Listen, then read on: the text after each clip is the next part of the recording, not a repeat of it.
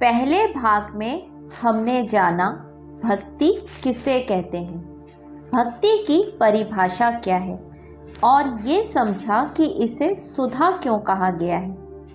हमने प्रभु रामचंद्र जी से प्रार्थना की कि वे अमृतमयी भक्ति की निष्पत्ति के लिए हम पर विशेष कृपा करें। दूसरे भाग में हमने जाना कि भक्ति को चारों पुरुषार्थों से श्रेष्ठ क्यों माना गया है। तीसरे भाग में हमने जाना कि धर्म किसे कहते हैं और अच्छे कर्मों के फलस्वरूप कितनी अवधि तक स्वर्ग की प्राप्ति होती है। अब आगे श्लोक संख्या 5। मुक्तिर्वै मोचनं विद्धि जरा मरण संसृतेः विलक्षणा ही भक्तिस्तु शुद्ध प्रेम रसात्मिका। अर्थात जरा और मरण के संस्कृतिमय चक्र से छुटकारा हो जाने को सामान्यतः मोक्ष कहते हैं, लेकिन भक्ति तो विलक्षण है क्योंकि यह शुद्ध प्रेम के रस से युक्त है। प्रस्तुत श्लोक में हम यह देखेंगे कि जिसे मुक्ति कहा जाता है वह अंततः क्या है। तो बताया गया कि जरा और मरण के चक्र से छुटकारा ही मोक्ष है, अर्थात भगवान से कोई एक बार मिल जाए और फिर जन्म न ले, सदा के लिए जन्म और मरण के चक्कर से छूट जाए, उसे कहते हैं मोक्ष। इस मोक्ष का विचार सबके जीवन में कभी न कभी तो आता ही है, पर यहाँ दूसरी पंक्ति में एक बात और भी कही गई कि भक्ति तो अलग ही लक्षण वाली है, वह विलक्षण है। यह भक्ति विशुद्ध प्रेम के रस से सिक्त है।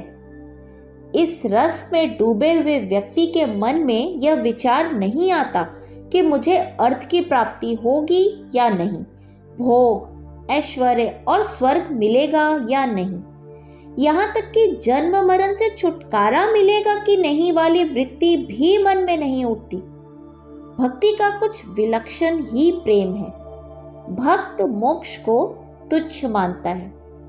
जैसे भरत जी ने कहा, अर्थ न धर्म न काम रुचि गति न चहु निर्वाण जन्म जन्म रति राम पद यह वरदान न आन।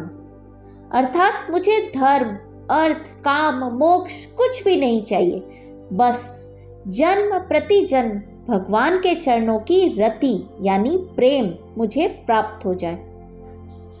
संत तुकाराम महाराज की मराठी में एक बड़ी सुंदर रचना है जिसका आशय कुछ इस प्रकार का है कि भगवान आप हमें एक दान दीजिए कि आपका विस्मरण हमें कभी भी ना हो।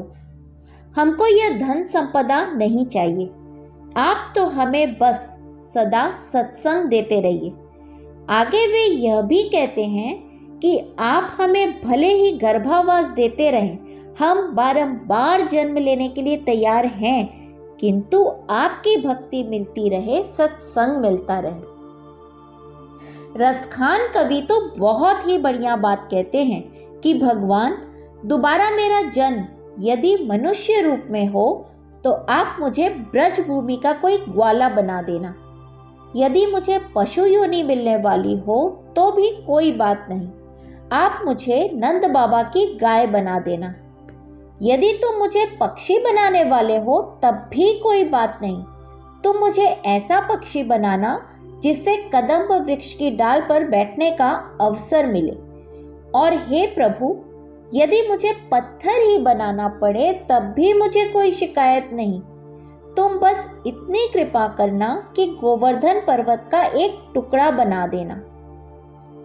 तो कितनी मनोहारी बात है कि चाहे मनुष्य, पशु, पक्षी या पत्थर हम कुछ भी बने, किंतु भक्ति रस में गोते लगाते रहें, प्रभु का सानिध्य रस मिलता रहे। बस ऐसे अद्भुत प्रेम रस में डूबे हुए को सुरक्षा आदि का भी कोई भय नहीं हो सकता। कैसे होगा भय? सोचिए जरा। प्रहलाद, मीरा, जैसे भक्तों को देखिए, उनको पर्वत से गिराया गया, सांप के आगे रखा गया, जहर पिलाया गया, तो भी उनके मन में किसी प्रकार का किंचित भय जगा ही नहीं। निश्चिंत थे, सिर्फ प्रभु के स्मरण में। संत तुकाराम के संबंध की एक घटना प्रसिद्ध है। गन्ने के खेत की रखवाली करते समय एक बार उन्होंने सारे गन्ने बांट दिए। इसकी भी फिक्र नहीं की कि हमारा क्या होगा। उनकी पत्नी को जब यह पता चला तो वह बहुत क्रुद्ध हुई और जो एक गन्ना बचा था उसी से तुकाराम की पीठ पर जोर से प्रहार कर दिया। फलतः गन्ने के 2 टुकड़े हो गए। तब बड़ी शांति से तुकाराम महाराज जी ने कहा कि चलो, एक टुकड़ा मैं खा लेता हूं, एक तुम खा लो। उनके संबंध में यह भी प्रसिद्ध है कि खेत की रखवाली करते समय वे भगवान का नाम लेते रहते थे, परंतु पक्षियों का झुंड आराम से दाना खाता रहता, फिर भी वे उन्हें नहीं उड़ाते थे। उनकी यह मान्यता थी कि सब कुछ भगवान का ही है, इसलिए हम किसी को खाने से क्यों रोकें। विचित्र बात तो यह है कि फसल पकने के बाद जब खेत वाला अनाज नापता था तो हमेशा से 2 गुनी ज्यादा फसल निकलती थी। सचमुच भक्ति की बात ही बड़ी विलक्षण है, उसका वर्णन करना भी कठिन है। भक्ति में न तो काम अर्थ की चाह होती है, न ही उससे कोई भय। वहां स्वर्ग की चाह भी नहीं होती। ध्रुव ने पहले ध्रुव लोक के लिए तपस्या की थी, बाद में रोते रहे कि मैं कहाँ इस लोक में आ गया। उन्होंने भक्ति की तुलना में उस ध्रुव लोक को भी तुच्छ समझा। भागवत जी में भगवान ने कहा है कि मुक्ति तो मैं दे देता हूं, लेकिन भक्ति मिलनी मुश्किल है।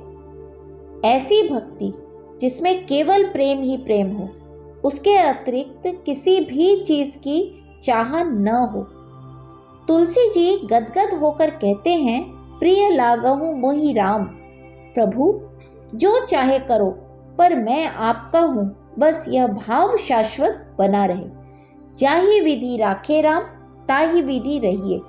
इस भाव में उल्लास के साथ मैं डूबा रहूं। भक्ति का ऐसा जो अद्भुत प्रेम है, जिसमें सुख दुख हानि लाभ कुछ नहीं है, सबसे परे एक अखंड रस प्रवाह है, उसकी तुलना किसी से नहीं कर सकते। यही रसात्मिका भक्ति है। यह धर्म अर्थ काम मोक्ष सबसे बढ़कर है।